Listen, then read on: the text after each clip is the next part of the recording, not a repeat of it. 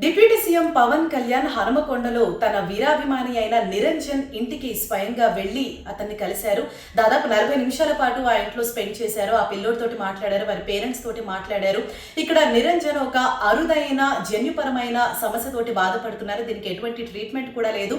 తన కోరిక పవన్ కళ్యాణ్ ను కలవాలనుంది అని చెప్పడంతో జనసేన నేతలంతా కలిసి పవన్ కళ్యాణ్ దృష్టి వరకు తీసుకెళ్లడంతో స్వయంగా ఆయనే అతని వద్దకు వెళ్లి అతన్ని కలిసి మాట్లాడడం జరిగింది. అయితే ఇక్కడ ఆ పిల్లోడికి వచ్చిన ఈ అరుదైన వ్యాధి పేరేంటి అనేసి చాలా మందికి కూడా ఆ డౌట్ అనేది ఉంది. ఇక్కడ నిరంజన్ బాధపడుతున్న అరుదైన వ్యాధి పేరు డ్యూచెన్ మస్కులర్ డిస్ట్రోఫీ. అంటే దీనివల్ల శరీర కండరాలు కావచ్చు, శ్వాసకోశ ఇబ్బందులు అన్నవి తలెత్తుతాయి. అంటే ఆ గ్రోత్ అన్నది అక్కడికి ఆగిపోతుంది.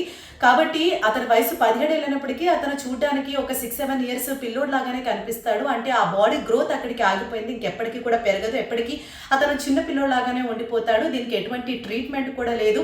అలాగే వారి ఆర్థిక పరిస్థితి కూడా బాగోలేదు అని చెప్పేసి తెలుసుకున్న పవన్ కళ్యాణ్ ఆర్థిక సహాయంగా వారి కుటుంబానికి ₹1,00,000 చెక్కును అందజేశారు. అలాగే వారి పేరెంట్స్కి ఒక క్యాంటీన్ నేను ఏర్పాటు చేయిస్తాను, దీనివల్ల వారికి కొంత ఆర్థికంగా కూడా వారు బలపడతారన్న ఉద్దేశంతో ఒక క్యాంటీన్ ఏర్పాటు చేస్తారని భరోసా ఇచ్చారు. అలాగే చాలాసేపు కూడా ఆ బాబుతోటి మాట్లాడి ధైర్యం చెప్పారు. తన కోరికను నెరవేర్చారు పవన్ కళ్యాణ్.